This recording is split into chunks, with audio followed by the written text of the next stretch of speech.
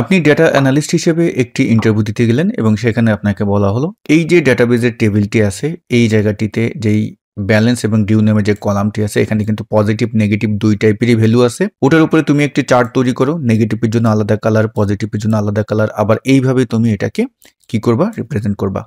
তো আমি দেখুন এখানে যখনই ক্লিক করতেছি আমার কিন্তু ডেটাও পরিবর্তন হচ্ছে, আমার চার্টেরও কিন্তু পরিবর্তন আসতেছে।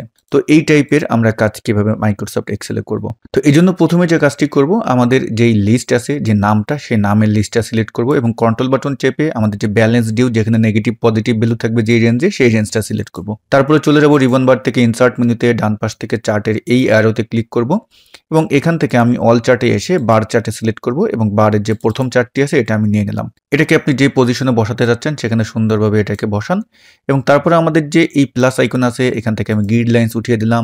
এরপরে আমরা এই যে আমাদের নামের লেখাগুলো সেই নামের লেখাটা সিলেক্ট করলাম এবং রাইট বাটনে ক্লিক করে আমরা যে কাজটি করব ফরম্যাট অ্যাক্সেসে ক্লিক করব। ফরম্যাট অ্যাক্সেসে ক্লিক করলে একদম ডান পাশে দেখতে পারবেন আপনার এই প্যানটি ওপেন হবে। সেখান থেকে আমরা একদম ডাইরেক্ট নিচে লেভেলে চলে আসব, স্ক্রল করে নিচে আসব, লেভেল অপশন থেকে আমরা এই অ্যারো থেকে করে দিব লো এবং তারপরে এটাকে ক্লোজ করে দিই।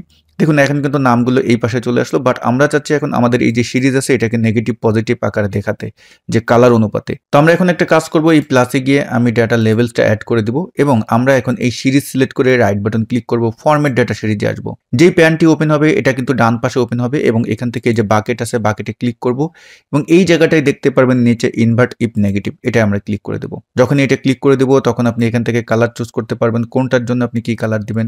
ধরুন আমি এখানে যে কালারটি দিতে চাচ্ছি, যে পজিটিভের জন্য আমি দেবো এই কালার এবং নেগেটিভের জন্য আপনি কোন কালার দিবেন, যখন এটা দেখবেন মানে পজিটিভটা দিলেই নেগেটিভটা কিন্তু চলে আসবে, তখন আমি এই কালারটি দিলাম।